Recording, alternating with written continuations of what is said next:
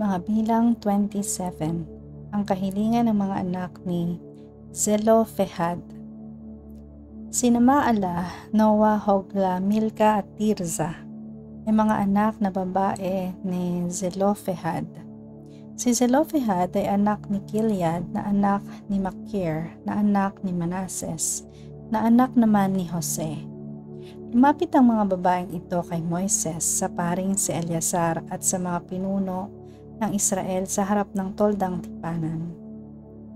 Sinabi nila, ang aming ama ay namatay sa ilang, hindi nga siya kasamang namatay sa pangkat ni Korah na naghimagsik laban kay Yahweh, subalit namatay naman siya dahil sa sarili niyang kasalanan. Namatay siyang hindi nagkaanak ng lalaki.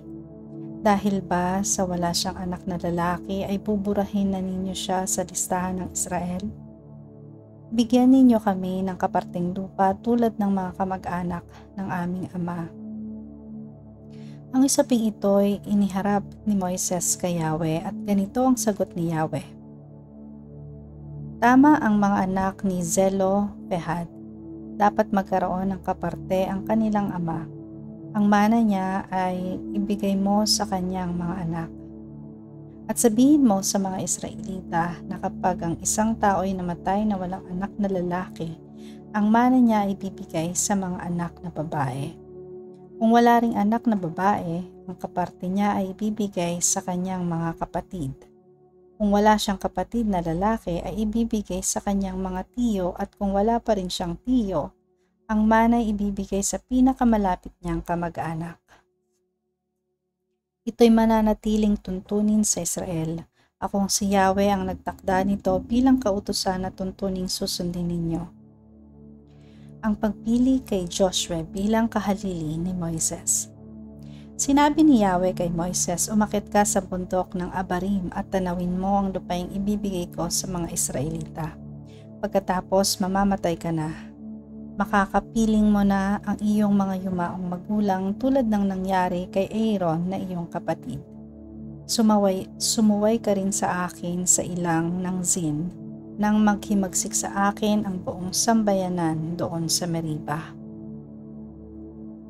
Hindi mo pinakita sa mga Israelita doon sa may bukal na ako ay banal. Ito ang bukal doon sa Meriba sa Kades na nasa ilang ng Zin. Sinabi ni Moises, hinihiling ko Yahweh, Diyos na bukal ng buhay, na pumili kayo ng isang taong mangunguna sa Israel upang ang inyong sambayanan ay hindi matulad sa mga tupang walang pastol. Sinabi ni Yahweh kay Moises, ipatawag mo si Joshua na anak ni Nun. Siya ay may natatanging kakayahan. Ipatong mo sa kanya ang iyong mga kamay. Patayuin mo siya sa harapan ng paring si Eleazar at ng buong Israel at dooy ipahayag mo siya bilang iyong kahalili. Bigyan mo siya ng iyong kapangyarihan upang sundin siya ng buong Israel. Kay Eleazar niya malalaman sa pamamagitan ng Urim kung ano ang aking kalooban. Kung ano ang sabihin ni Eleazar ay susundin ng buong kapulungan. Sinunod ni Moises ang lahat ng sinabi ni Yahweh. Ipinatawag nga niya si Joshua. Pinatayo sa harapan ni Eleazar at ng buong bayan.